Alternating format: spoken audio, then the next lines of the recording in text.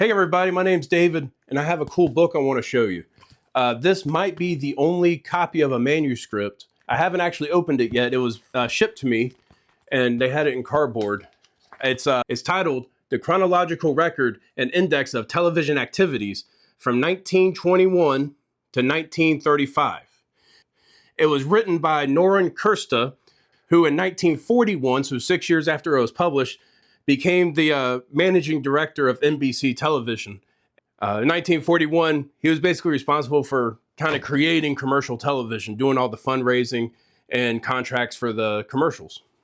And this could easily be the only copy of this manuscript. There may be stories in here that have never, ever been told. Let's go ahead and open it up, see what it's like. I spent a lot of time on websites like Abe Books and Bibliophile, and these websites are specifically for people trying to look for old out-of-print books that are hard to find. So you'll find a lot of independent sellers that just have strange things. This is what caught my attention. It says no copies in WorldCat. I spent some time looking online and I could not find a copy of it anywhere. Normally the Internet Archive would be really good for these kind of things, but just didn't have it. Okay, so first let's get it off this cardboard. I want to try to save the plastic sleeve it's in because I can put it back. I have a feeling it kind of probably needs to live in this plastic sleeve.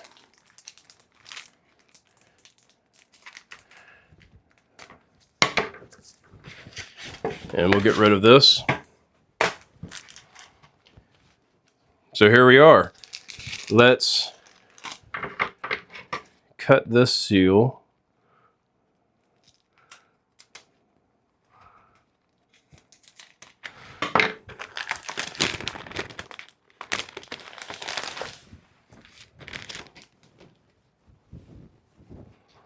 All right. All right, here we go. Let's open it up. All right, so it has some binding right there. That looks good. So there's a duplicate. So this is a duplicate from the Library of Congress. It was surplus. So this at one point was in the Library of Congress. They found another copy and they got rid of this one. Compiled by Norrin Kirsta, Television Research Institute, June 1935, copyright 1935. Chronological Record and Index of Television Activities. There's a stamp.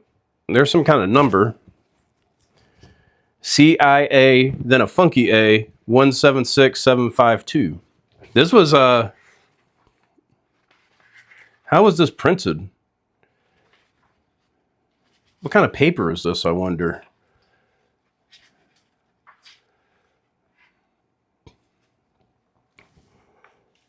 Oh, here's indexes. Let's start at the beginning. With the increasing interest in television, the rush for available information on television increases.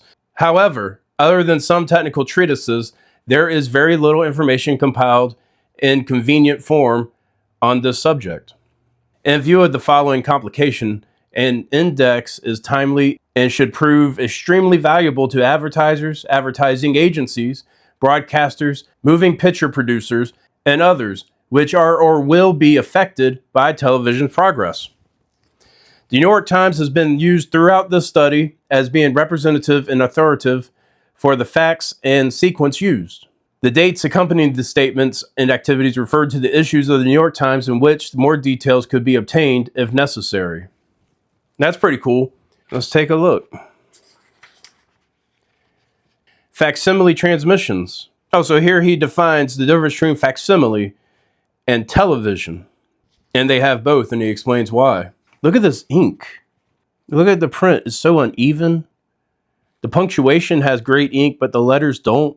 Look, the P is weak. Every P.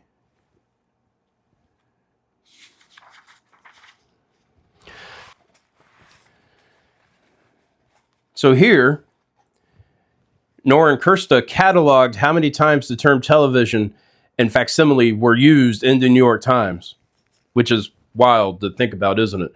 This is before computers. Computers didn't exist yet.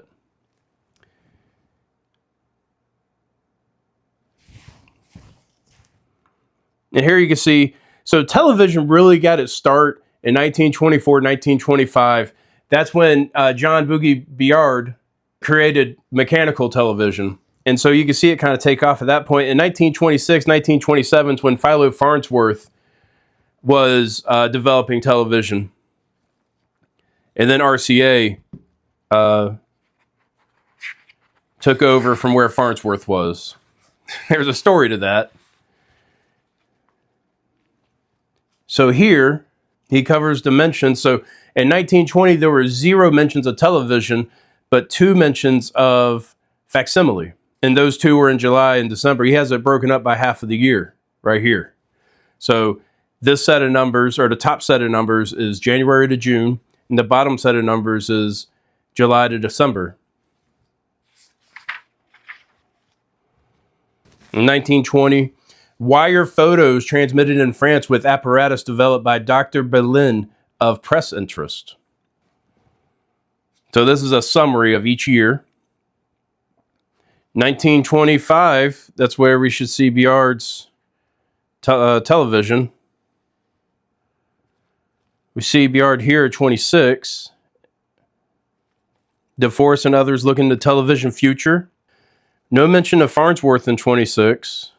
In 27, Bayard enjoys the limelight with his television apparatus. Now, this is a mechanical television. This really is nothing like modern day or even CRT televisions. In 1927, the Radio Commission assigns frequency bands. That's before the FCC. And commercial facsimile lines were opened up. And there's Farnsworth. A lot of these people I've never heard of before. Alexanderson. I know Alexanderson. That's Ernst Alexanderson. He invented the alternator that was used to create the baseline signal for the AM modulation for Reginald Fessenden initial voice broadcast. He did that for General Electric. So at this point in 1928, which this would have been 22 years later, he did that in 1906. So in 1928, he was working for NBC or RCA perhaps. 1930, television activity running very high. Bayard, Alexanderson, Farnsworth, Jenkins, DeForest. Now this is Lee DeForest. Lee DeForest invented the Audion tube, but there's some evidence saying that he actually ripped a lot of that concept off of other people, and he kind of stole it. We can go over that sometime maybe. Zorkin. 1933, new electric lens developed by Zorkin, iconoscope. We may see Zorkin again. He was the RCA guy. He was the guy that RCA was betting on television. Zorkin's a big part of the story. There's a lot of evidence out there and stories that Zorkin actually broke into Farnsworth lab and stole drawings and information and stuff from his lab. Zorkin worked for RCA.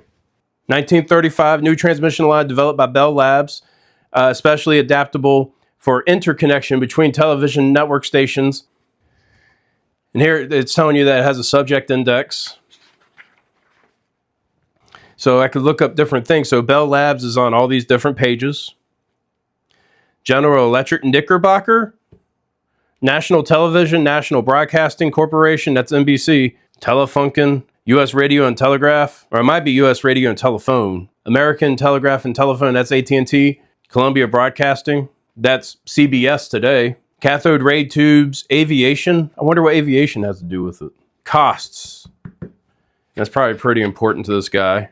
Bayard, Alexanderson, Farnsworth, DeForest, Marconi. I know a lot of these names. I don't think I know who Jenkins is. Hammond, I don't know. And Berlin, but they're on page 12, so we're going to find out soon. Empire State Building, outdoor scenes, patents, police use, politics, predictions. So there's a whole line of predictions.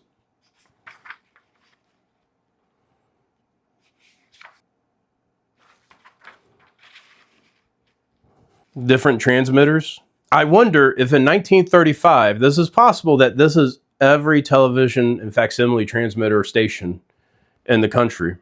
Transoceanic. Okay, so this is the facsimile section.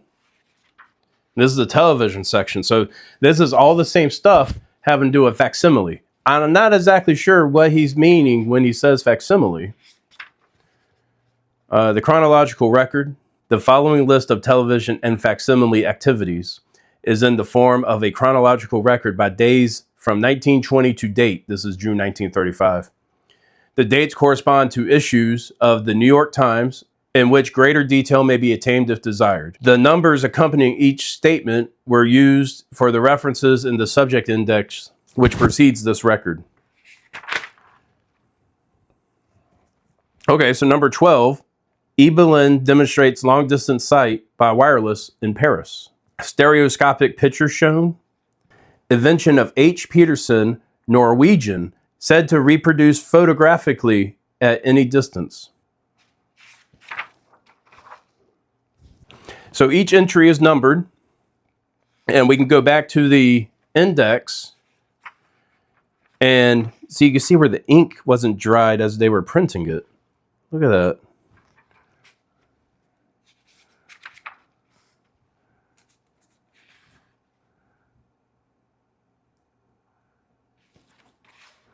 (1927).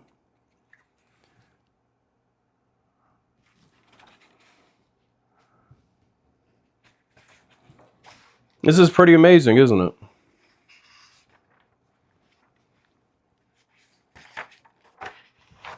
And at the end,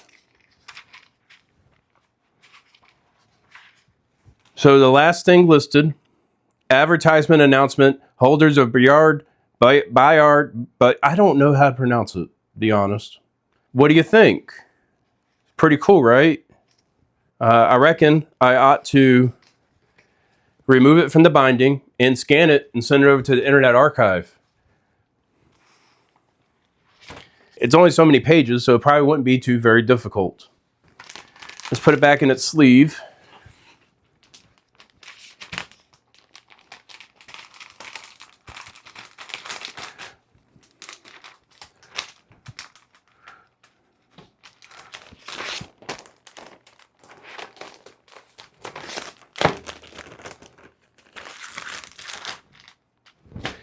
Thank you for watching me talk about my book. That book was really cool. I've never seen one quite like that before. The paper was really thin. It almost felt like tracing paper almost. I wonder what the process was to produce the book. I wonder how many were produced. For it to be held together by brads, it couldn't have been too many. Who was the target audience for this book? Was it the kind of thing that was given out, or why did he even make it in the first place? He started working for NBC in 1932. By then, he already had his PhD from MIT, so it wasn't a school project or anything. It's just interesting. If you like that, I'm going to tell you something that I do for a company called DigiKey. DigiKey is one of the big electronics distributors. They're easily one of the biggest on the planet. I write history articles for them, and if you really like this book, you might like that too. DigiKey publishes an online magazine every month. I don't know if you knew this. It's pretty cool. You can open it up in your web browser, and you can just skim through the pages. And there's Sean Hemel. Everybody say hi to Sean. If you've never seen Sean Hemel stuff, you gotta check him out. So here's one of the articles I wrote.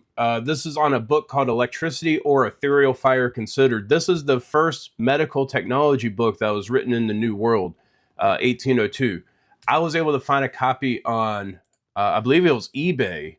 In this article, I talk about how a doctor would travel post-Revolutionary War New England with apparatuses to electrocute people.